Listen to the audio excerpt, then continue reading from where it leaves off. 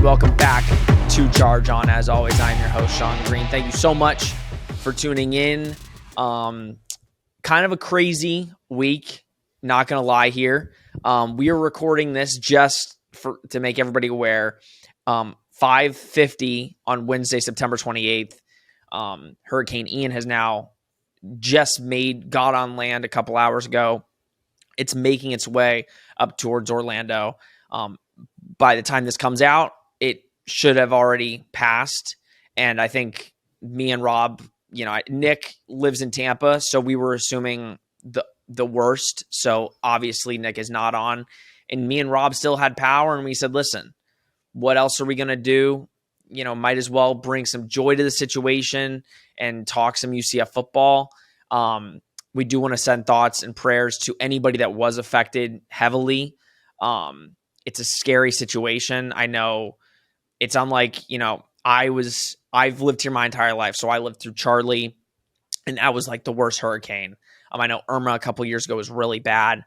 But it looks like on Wednesday right now, it looks like Ian is probably going to be one of the worst. And it's just so devastating to see, some of the most beautiful spots in Florida just get devastated by this hurricane. So all thoughts and prayers go out to everybody that is involved.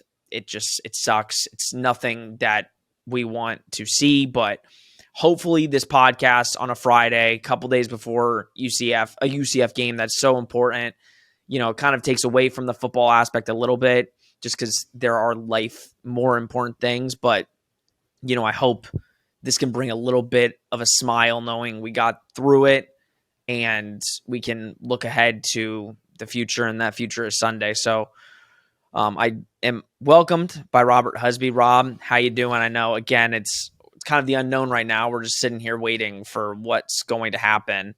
But how are you doing? Are you prepared? Get all the stuff you need? I know, again, this is on Friday, but how you doing?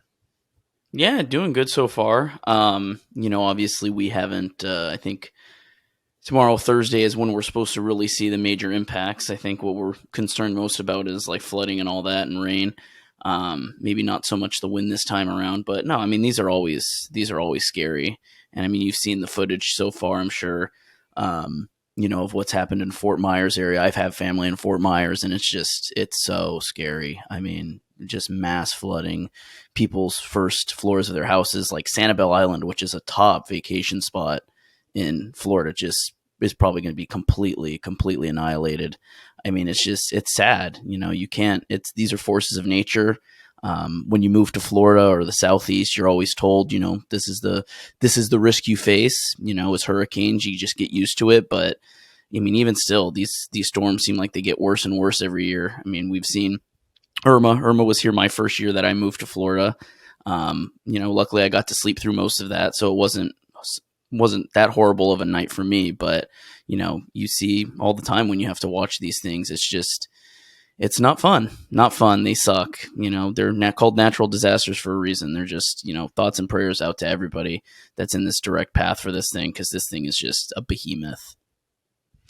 No, it is. And I don't want to put it lightly, right? I know we're filming a UCF football podcast right now, and I know some might take that as, a certain type of way, like, why are you doing that right now? I think it's mostly just to take our minds, especially, off of the craziness that's going to happen in Orlando, where we are. I know it's already just doing devastating things down in the bottom of Florida. So, yes, maybe not ideal time, but I think we just want to get our minds off of it. And I think podcasting, this is, something we love to do, and we love talking about UCF football. So we're trying to get our minds off of it for just a couple seconds, couple minutes, and talk about the game that was originally supposed to happen Saturday, gets moved to one day later on Sunday. But yeah, I can't emphasize it enough. Obviously, thoughts and prayers are with everybody that is involved, that, regardless of if you're, anything bad happened or not, it is, I've been in Florida for my entire life, and hurricanes, I know everybody makes jokes because Floridians don't take hurricanes seriously, and that is somewhat true. But I think this one specifically, just the sheer size of it. I think I haven't seen a lot of clips of people out and about like previous years. So I think that's the one good thing, and hopefully everybody took the precautions that they needed to, and for the millionth time, because it's needed. Thoughts and prayers with anybody and everybody that has been affected by Hurricane Ian. Let's talk some UCF football. Let's get our minds. Let's get some great conversation going about this game on Sunday. It's a big game. I think UCF did the right thing by moving the game, even if it was for a day, right? With SMU having to travel, practice time. I know that's, they're probably taking the next 3 days off. So both these teams come in. It's a little bit more challenging for SMU, right? You have to travel, right? The game is getting pushed back. Now, the thing is, SMU can practice. SMU's probably practicing. This is Wednesday, so they're probably practicing today. They're probably practicing tomorrow. So they're going to have practice time. UCF students, I don't know what the team did. I'm assuming they sent their guys home, or the guys that are staying here are somewhere, locked away. They're not practicing because of the hurricane. So Rob, let's talk about that first, right? Obviously, there's a hurricane here. There's not a hurricane at SMU. So, yes, advantage in the sense that we are still home and we're not having to travel. But do you think that's going to play a factor in the game? Even though you push the game a day back, do you think that's going to play a factor in this game specifically? Yeah, I mean, it definitely could. I mean, like you said, it is an advantage for SMU because they're going to be, fresh in practice and all that. You might say, oh, well, UCF would be more fresh because, they're sitting around not really exerting any energy.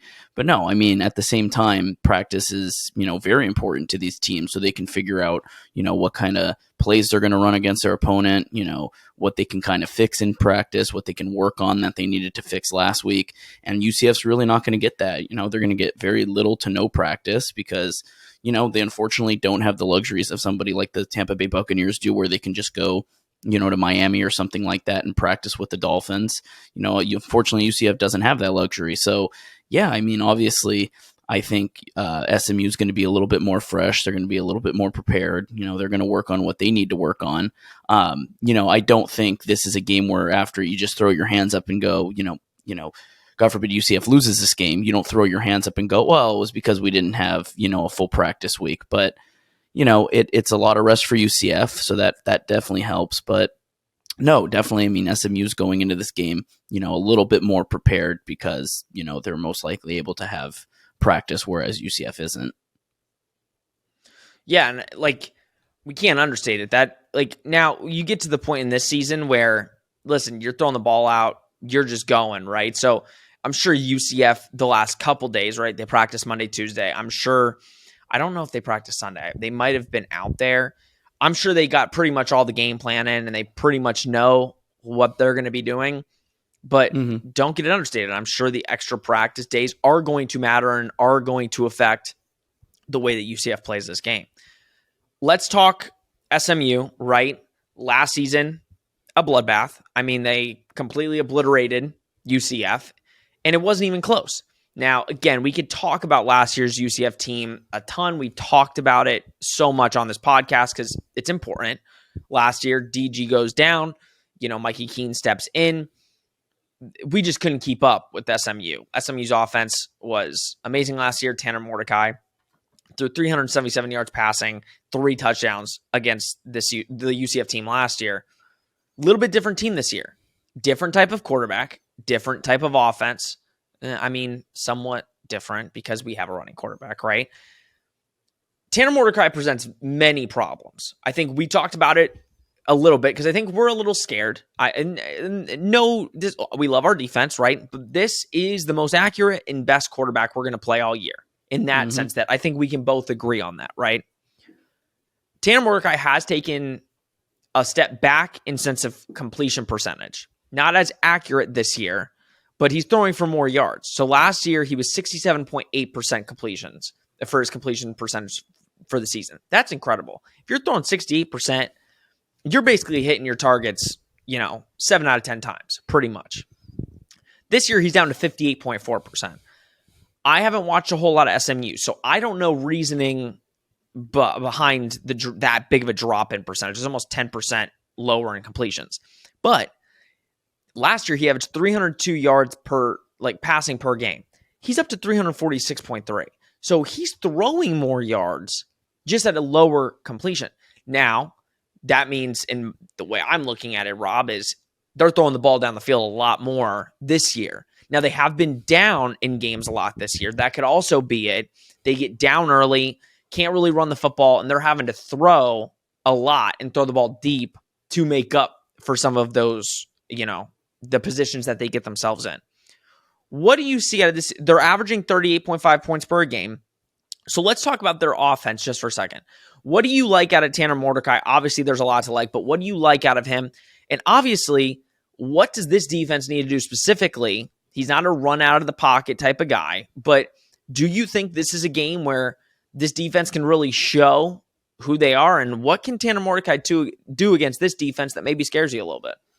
Yeah, I think it's just a different look. I mean, Nick brought this up last week where we were talking about, how this next stretch of quarterbacks, this next stretch of 2 or 3 quarterbacks that UCF will be facing are completely different from the first 3 they faced. These are, much more mobile, much less mobile guys. Tanner Mordecai is a guy that, is just comfortable standing back in the pocket, and throwing. This is not a guy, It's like I don't want to say Tom Brady, but more of that style where, he can command that pocket presence. He can just get in the pocket and make absolute accurate passes, make beautiful, beautiful long throws and gain yardage. Which is why SMU's offense is so dynamic as it is. It's not a one-trick pony. This is not a guy that's going to get rushed out and have to bail out and just run downfield. It makes him a lot scarier than a Malik Cunningham or a Jeff Sims because he's so accurate and because he actually has an arm that's accurate. So for UCF's defense, I think it's just you have to look different. You plan against a different type of quarterback. UCF has very, very much struggled against mobile quarterbacks. They struggled heavily against Malik Cunningham. They even struggled against Jeff Sims a little bit. So I think what's important for UCF's defense is they just have to adapt to a different type of quarterback. So we'll see how they fare. We'll see if that game plan changes under Travis Williams.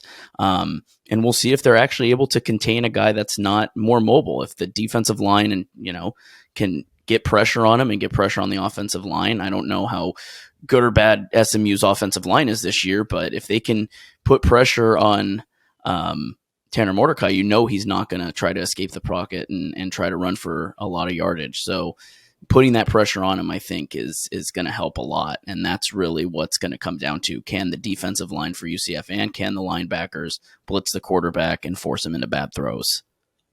And that's the thing. You have to get to the quarterback. And there's the thought process that, listen, do you blitz, right? Do you leave less guys in coverage to have Mordecai just, toss the ball all around the field? I don't know. And that's a good question for Travis Williams. What is going to be the mindset for this type of quarterback? Because UCF has only played the quarterback that can get out of the pocket, run. What is going to be the mindset now? Is it going to be you're playing a lot of zone coverage? But I don't know. I think I'd agree with you. I think it's going to be they're going to switch it up a little bit. They're going to send a lot of guys to try to hurt Mordecai into making some bad throws. The only problem is I think you're going to have to do that all game to get to him. Mm-hmm. I mean, I agree. I don't know how good the offensive line is. I don't, again, we've been dealing with hurricane prep. The SMU preparation was very minimal.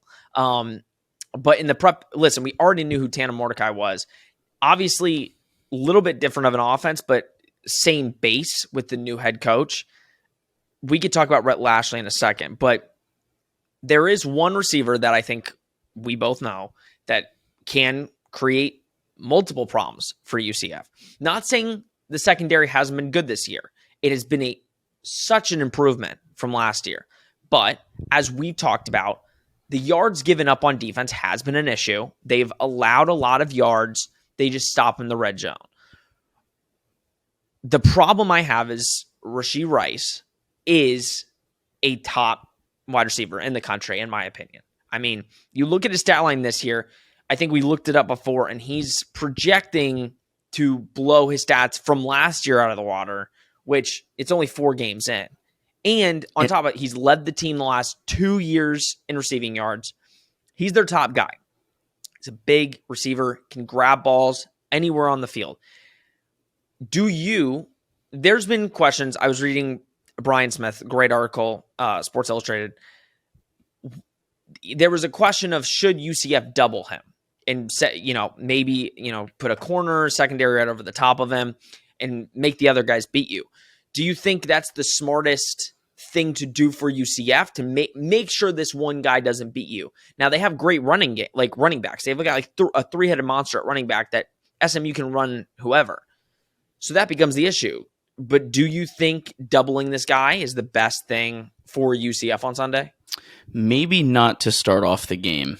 I think you see what you can get and where you can, whether it's a blitzing play, whether it's zone play that the defense decides to go with. I think maybe doubling off from the get-go, I think is what's to be expected. Maybe you don't start off doubling them up.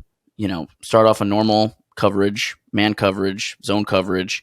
Start off with that. And as, the game progresses, if Mordecai, this is his trusted guy, Rice is his trusted guy. If Mordecai is going to him constantly and he's burning the UCF defense, I think that's when you decide, okay, maybe we really do need to be doubling up this guy. But I think to start the game, I think UCF should be a little bit more confident in their defense to where they're like, okay, SMU's offense is really, really good. So we have to focus on all aspects. We got to focus on the run game, got to focus on the other receivers, got to focus on the tight end.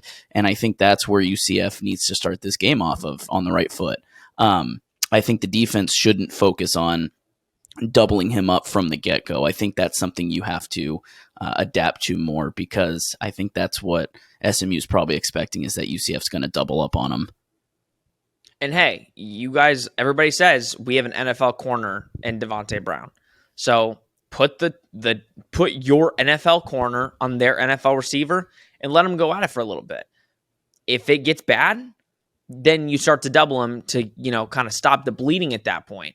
But the one thing I find interesting, or not interesting, but UCF is this season specifically, they're not giving up the big play.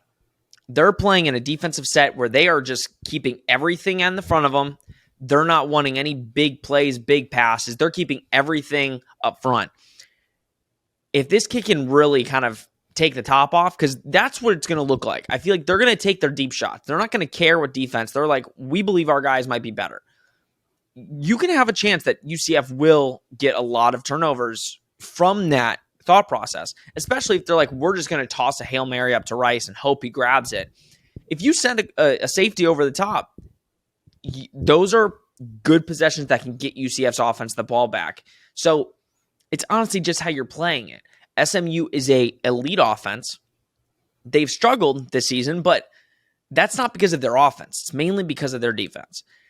Now, the defense, their top 9 tacklers are all seniors, right? So that's not the problem. Like, they have a lot of guys returning from last year's team to this year's team, but they're allowing 25 points per game and over 400 yards per game. So this UCF offense, right? We've talked about it for weeks, right? It's what are we? What do we want to do? Is it every week we just are whatever the team is, we're going to play. So last week it was Georgia Tech. Georgia Tech can't stop the run, so we ran all over them, right? And there was a good soundbite by Chip Lindsey where a reporter asked, can you win a football game moving forward with only 49 yards passing? And he said, well, we did Saturday.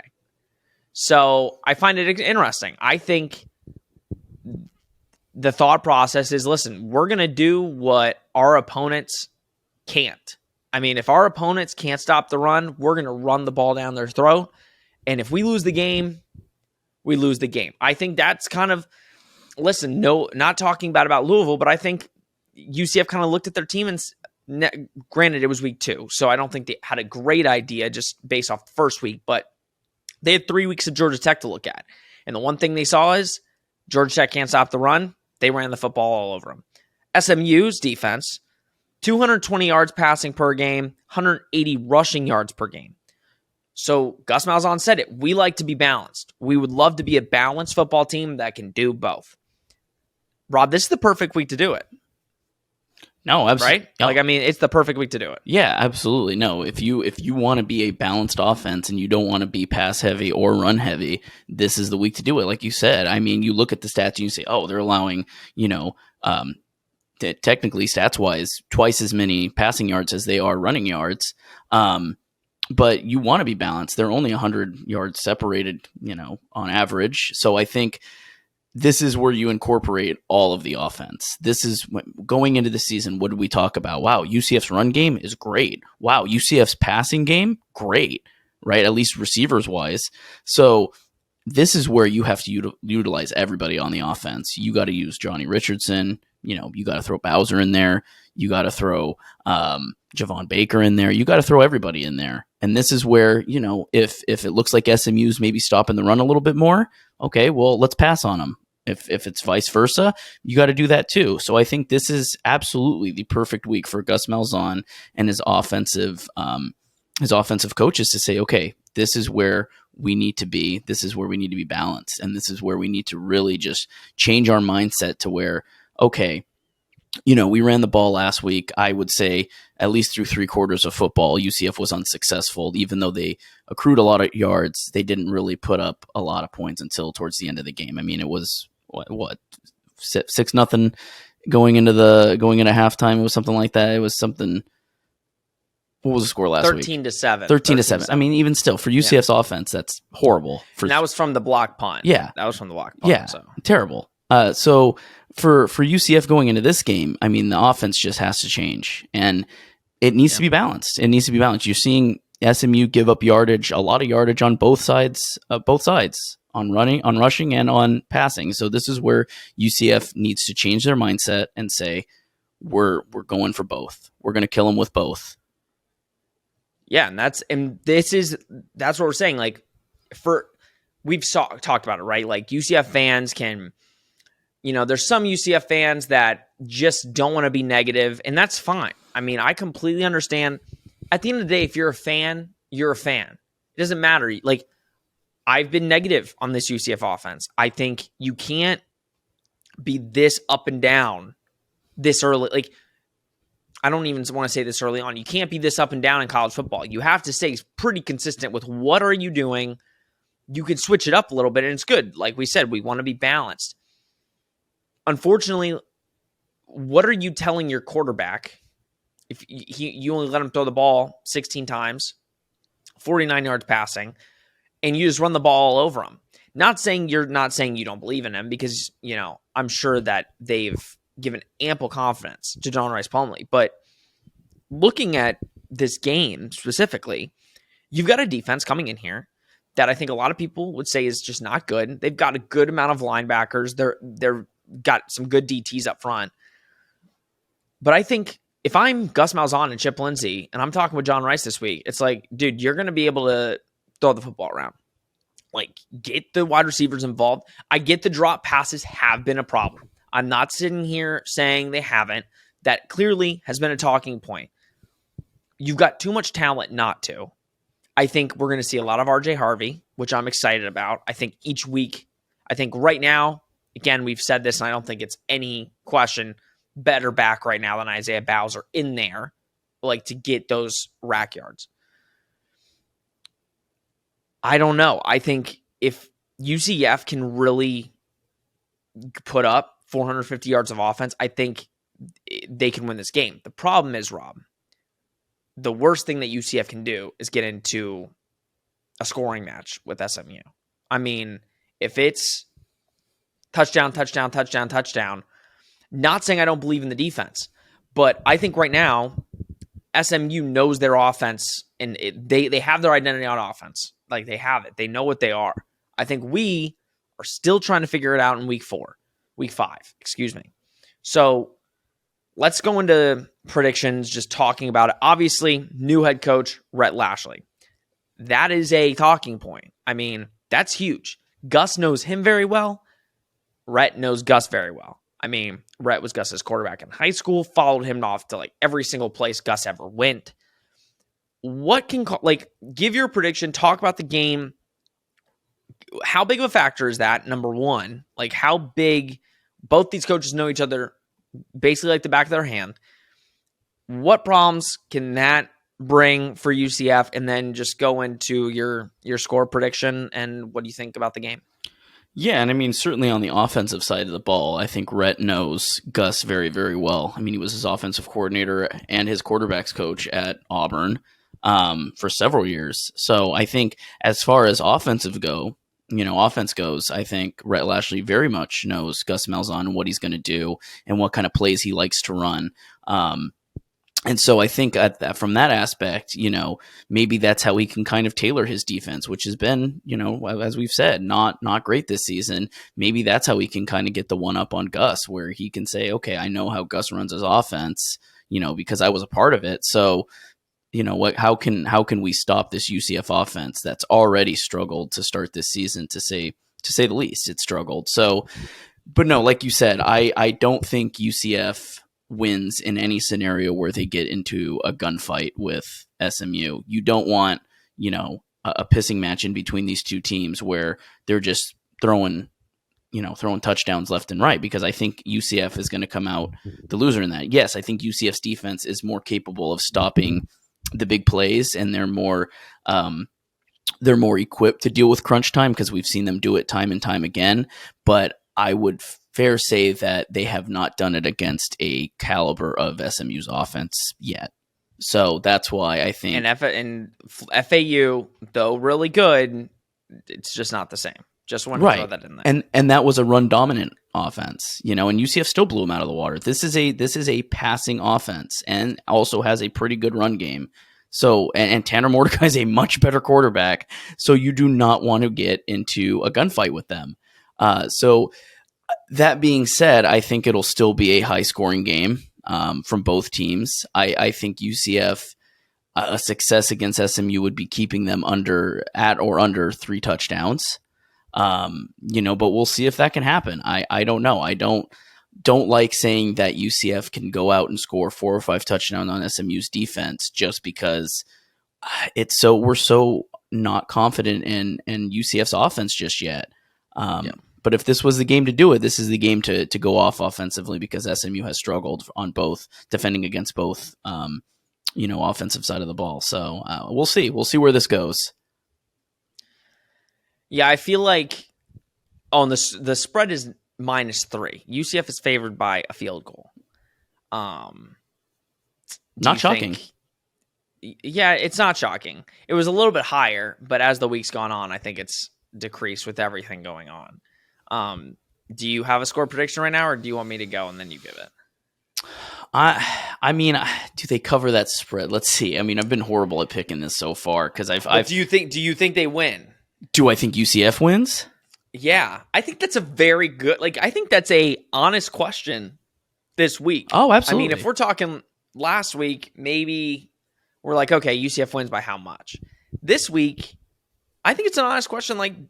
Do we think UCF wins this game?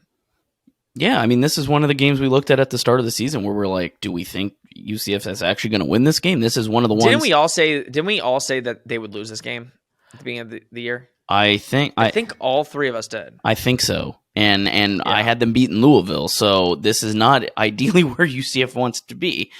I think they beat them, but I definitely think it's close. This is not going to be a game where UCF is like, oh, UCF throws for 600 yards and they run for 200, and it's going to be close. I mean, there's going to be a lot of offense in this game, I think, but I hope UCF on the defensive side of the ball can actually keep SMU a little bit more contained than they normally would. Because again, we saw what happened last year. It was horrible. Yeah. I don't know. I feel like again, I have to put myself in this position that I am in now. Do I go with my heart or do I go with my head? Your brain. Which sometimes going with my heart works much better than going with my brain. I feel like I'm talking myself into a UCF dub. Me too. But I feel like I'm just talking myself into it because of how scared I am for an L. The thought process I'm going into, UCF, it's a hurricane coming through, not practicing for a couple days. I am assuming given everything goes well and, Central Florida is good and there's no problems anywhere post-hurricane, I'm assuming maybe they practice Friday, maybe Saturday. So I don't know. So there's that on the table, right? Then you're thinking, okay, the offense struggled, right? We're not going to sit here. Gus in press conferences recently is like, oh, we left a lot of points out there. And I'm like, yeah, I don't know, Gus. I mean, yes, you left points out there. One was from the defensive, rundown. That was points missed. I don't see a lot of other points missed by the offense that was on you. It was on the offense. Defensively, like you said, we haven't seen an offense like that this year. SMU is, I think, another level above the offenses we've seen. A significant we are top step 20 above. defense. A huge step above. This defense is much different from last year in the way that they're playing, some of the personnel. But they're playing practically the same SMU offense. I get it's a new head coach, but they're averaging the same number of points they were last year. I'm debating. I don't know. It's hard because am I confident right now? If on this right now, it's Wednesday. I've got till Sunday. Right now, I'm saying I don't think UCF wins. I think UCF has a good chance to pull out a victory here. I mean, I think it's a good spot. You're at home. But the problem I have is I'm just not confident in where we are right now. Now, again, it's okay as a UCF fan to go into a game and not thinking you're going to beat a team. I know that's hard for UCF fans to understand. It's okay. The problem that I'm having is even though SMU has come out the gates just not looking like the exact same team, they were, I think, much better last year. New head coach, they've played tougher opponents, like playing TCU against your former coach. That's not easy for anybody, right? I don't know. I just think I'm going to stick with what I said prior to the season starting. I got Louisville right, and then I switched up on week saying, oh, we'll go beat Louisville. I'm going to go with how I think just the whole week in general and how we look right now. I think we can get there. I think we're going to be fine. And if we go out and really beat down SMU, I will come right back on this podcast and say, see, that's what we needed. Good on them. I was wrong. This offense just needed a boost. I need to see it against a quality opponent. We get the quality opponent this week. Let's see. And I love this defense. And I do think, Rob, this defense will do great against SMU. I really do.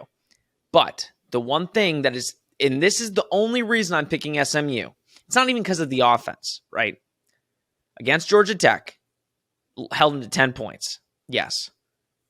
They were 0-5 in the red zone. So they got to the red zone. Georgia Tech got to the red zone 5 times. And they didn't score once. I'm sorry. I think SMU's putting up some points. I think SMU will score a couple times in the red zone. And I think they're going to be 7 points. I don't think we're going to be holding them to 3. But I do have confidence in the defense. I don't have enough confidence in the offense to score with SMU. So don't kill me, Knights fans. I'm obviously rooting for the Knights. Obviously, I want them to win. I want to be wrong. But that's kind of where I'm at. That's kind of where I'm at. Yeah, and I don't disagree. I mean, I think now I have to really, thinking about it more, especially as you're talking, I think I have to stick with what I said prior to the season. Yes, did I think they were going to beat Louisville? Yeah. But I thought by this point, the offense was going to be in a lot better place than what it is now. That being said, I don't think the defense, I didn't think the defense was going to be nearly as good as it is. Again, granted, they haven't faced an offense like SMU, but I think they've been way better than I expected, at least, coming into the season. But with that being said, I mean, looking at the prior to the season predictions, I mean, looking at this game and saying, I think I was pretty confident that I said that they were going to lose this game. I think UCF absolutely is they're going to struggle against a team like this. And I guess I'll have to pick SMU too. I was kind of on the fence when I said UCF can definitely win this game, but I think and they can, and they can. And listen, and I want to be wrong. I want UCF to win this game. Yeah, but knowing what I knew coming into the season, I just thought the offense would be in a lot better place. And even with SMU's defense struggling, I just don't see it from the offense yet. I hope they prove me wrong. I hope this is the game where they prove a lot of the doubters wrong and they say, see, we can have a dynamic offense. We can be balanced. We can put up points. We can do it to the bigger teams in the American. But I don't know. This is the first time we're facing an in-conference opponent too. So this is going to get very interesting. And here's also the thing. I didn't even mention this. This is another thing that scares me. UCF is ranked I don't remember the exact position, but in red zone offense, they're ranked 118th. They're not ridiculous. Good in red zone offense. So that's what I'm saying. At the end of the day, I think we'll be able to move the ball. I'm not saying, I think, again, their defense gives up a lot of yards. I think we'll be able to move the ball. Yeah. Can we keep up? Number one, if SMU goes down and scores on the first drive, that's the fifth straight week that's happened. I can't handle that for my heart. And you don't want to be playing. You don't want to be playing catch up with this team. Playing from behind, and they played from behind last however many weeks. It's like Louisville. Louisville goes straight down, scores a touchdown. Then, granted, they went and just put up 7.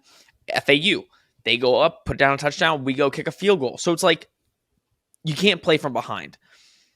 The only problem I have is, can UCF stay up with SMU on offense and score the same point? If it's going to be a shootout, you need to make sure you're ready for that shootout. Yep. But I think our defense will be ready. And here's the thing. If UCF wins, which again, we're saying we have a good chance to win. I'm just saying with everything, listen, if there wasn't the hurricane that came through and all this stuff, maybe I'd be picking differently. I'm adding that into my thought process. But if we come out of this game and UCF wins 27-20, I will come on this show and I will say, we've got a team. And I still think we do have a team. But even if the offense isn't spot on, that just shows you our defense is legit, which we all have said they are, that our defense is legit and we can compete with anybody. Doesn't matter. Our offense will figure it out. And that's that. Yep. But we will see. It's scary. I don't like it, but we're at home. It's better than being there because last year that was a crapshoot. But yeah, Rob, any final thoughts? Again, hopefully UCF wins.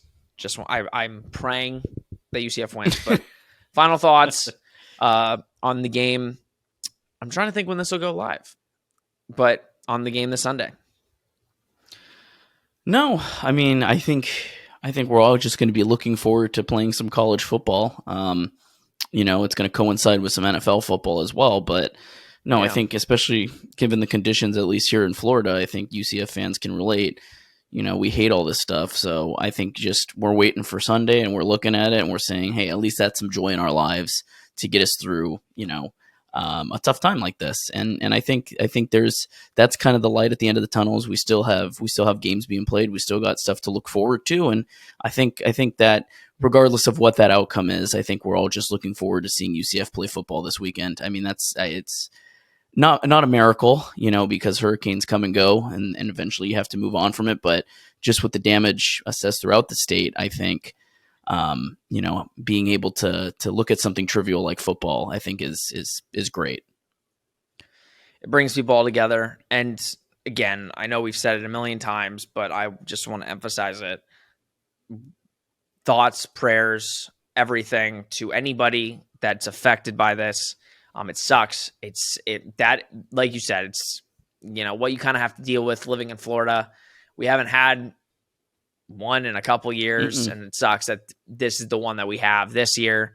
But I think just know that it's almost kind of like a community. Like everybody in Florida that's lived here, everybody knows how to deal with it and kind of, how upsetting it is to have to deal with it, and the people that have to go through the hard times. And we're praying, and I'm praying for everybody, and hopefully we all come out of this, great. And, a couple trees come down and, you lose power for a couple days. But, hopefully we can just come out of this and then play a good game on Sunday and kind of move forward and enjoy. Because, football is a language that everybody speaks. It's something that we can all love and talk about. And even if we're upset about our team, if UCF makes me upset every once in a while, at least we have that to, enjoy. So, best wishes to everybody out there. Please stay safe. I know it's after the fact, but please just stay safe. And I think that's it. Thank you so much for tuning in to Charge On. I hope this brought a little bit of joy to your day after a kind of rough couple of days, but thank you so much for the support. Please follow, like, share, comment, do all those things. We really appreciate it. Go Knights, charge on. We will see you after the game.